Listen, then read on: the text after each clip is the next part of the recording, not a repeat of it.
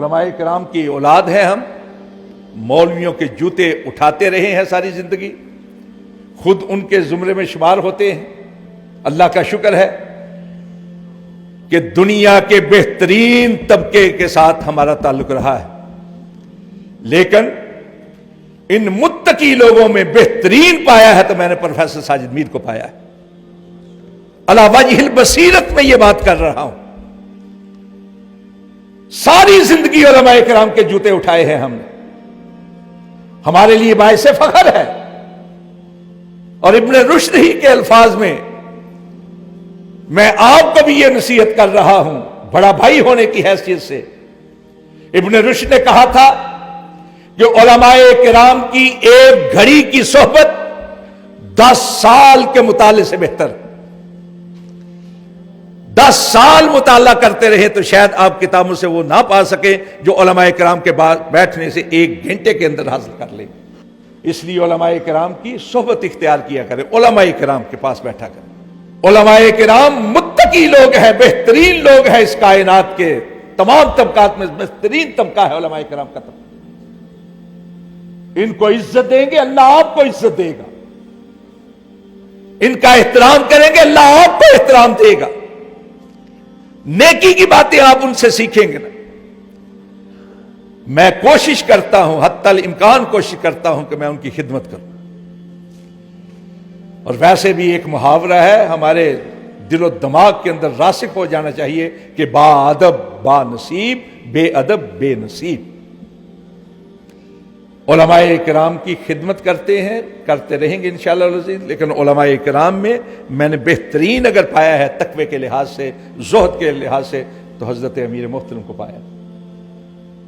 رات کسی وقت بھی آئیں تہجد کے بغیر ان کا گزارا، میں ان کی عدم موجودگی میں یہ باتیں کر رہا ہوں، شاید وہ موجود ہوتے تو یہ باتیں نہ کرتے۔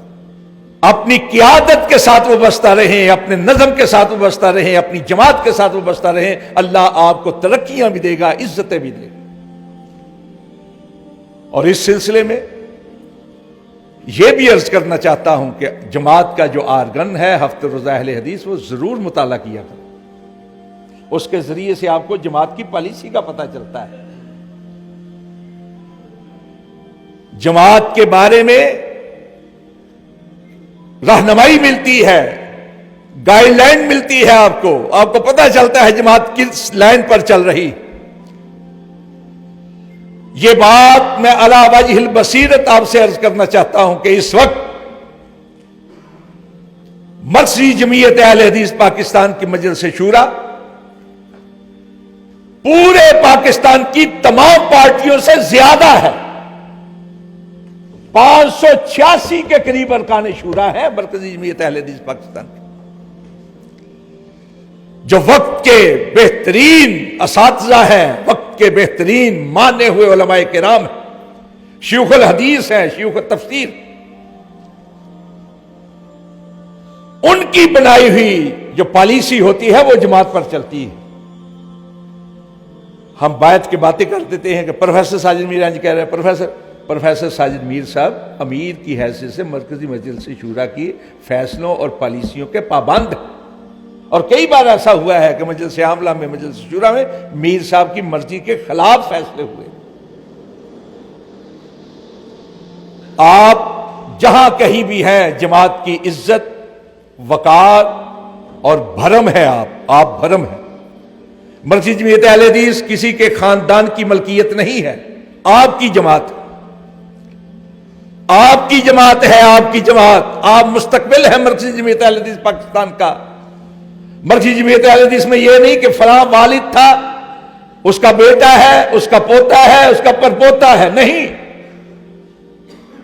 جو اس کے لیے بہترین ہے، آپ کی تجویز، آپ کا مشورے کے ذریعے سے اوپر آئے گا، آپ آئیں گے، آپ اہل حدیث یوتھ فورس کارکنوں کا ایک جمگٹھا ہے، ایک گلدستہ ہے، اور مستقبل کی قیادت ہے مرکزی جمعیت اہل حدیث کی، اہل حدیث یوتھ فورس۔